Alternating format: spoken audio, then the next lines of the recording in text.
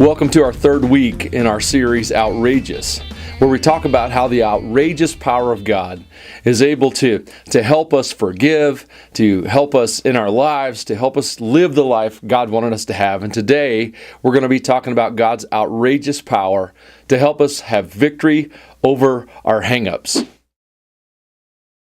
All of us have things in our lives we'd like to get rid of.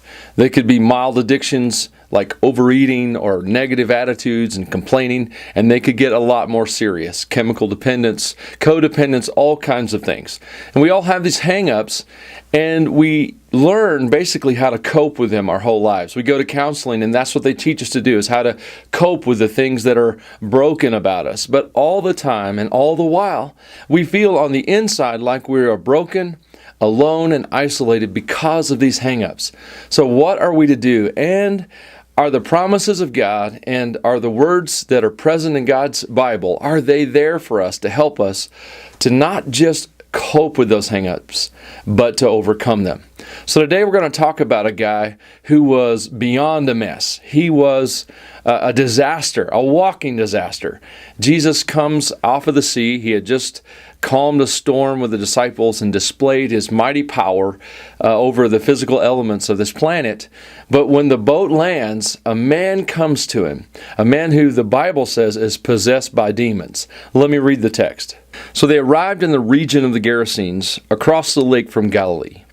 As Jesus was climbing out of the boat, a man who was possessed by demons came out to meet him. For a long time he had been homeless and naked, living in the tombs outside the town.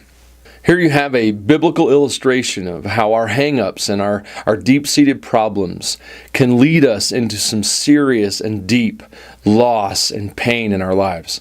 Here's a guy who is marginalized by his society in every way. He's homeless. He has nowhere to live. He's living in a cemetery.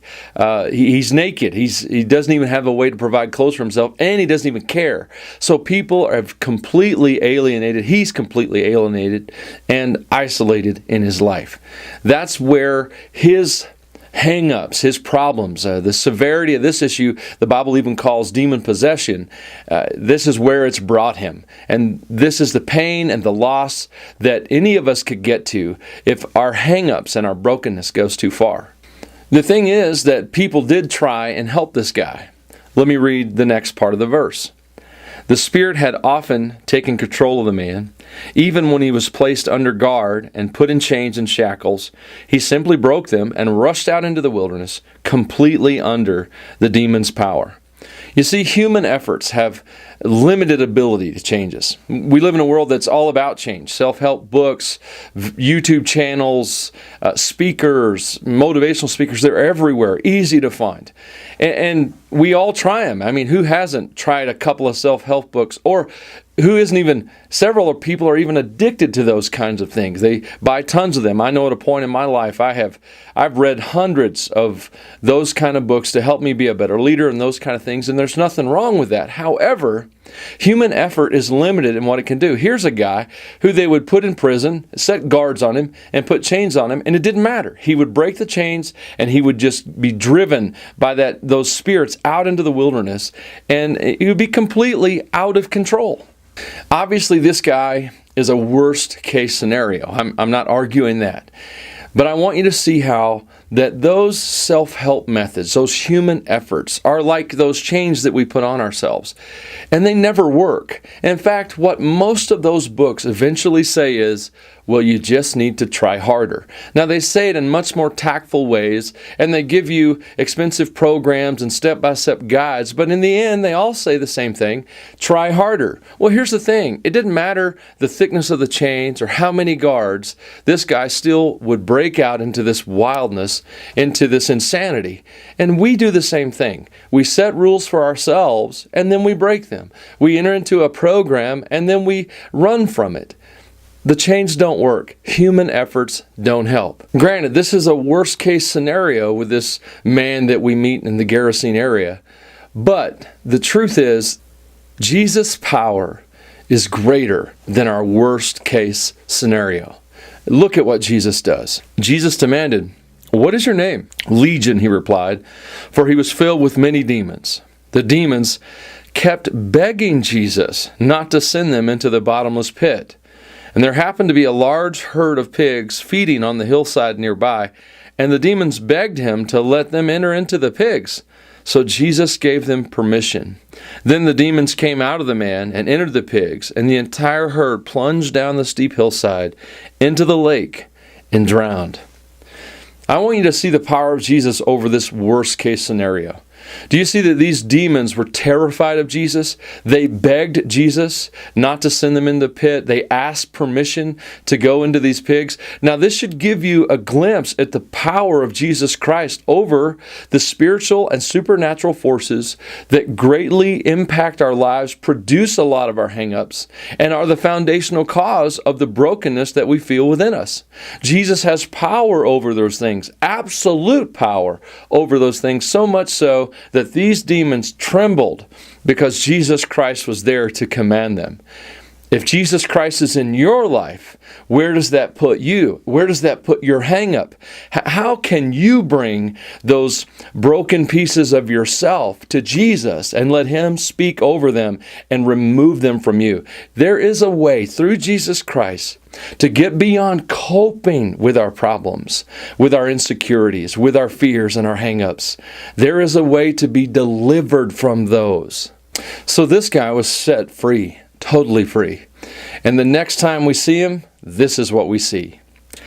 A crowd soon gathered around Jesus, and they saw the man who had been freed from the demons. He was sitting at Jesus' feet, fully clothed and perfectly sane, and they were all afraid. Jesus sent him home, saying, "Go back to your family and tell them everything God has done for you." So he went all through the town, proclaiming the great things Jesus had done for him. Most people feel like their brokenness, their mistakes, failures, sins, the harms they've done to others, that those things completely eliminate them from doing good for others, that they are unworthy to minister, to go full circle, and to help others trust Jesus. They feel like their wounds, their brokenness is just too severe. But here's the thing. God is a God who redeems. He's a God who uses the things that the enemy meant to destroy us. There's a passage in Genesis chapter 50 where Joseph's brothers, who had captured him and sold him into slavery, they were terrified that now that Joseph was in power and he was over all of Egypt, that after their father died, that Joseph would get his revenge. And so they went to him and basically begged for their lives. And Joseph's response to them was, "You meant it for evil, but God meant it for good."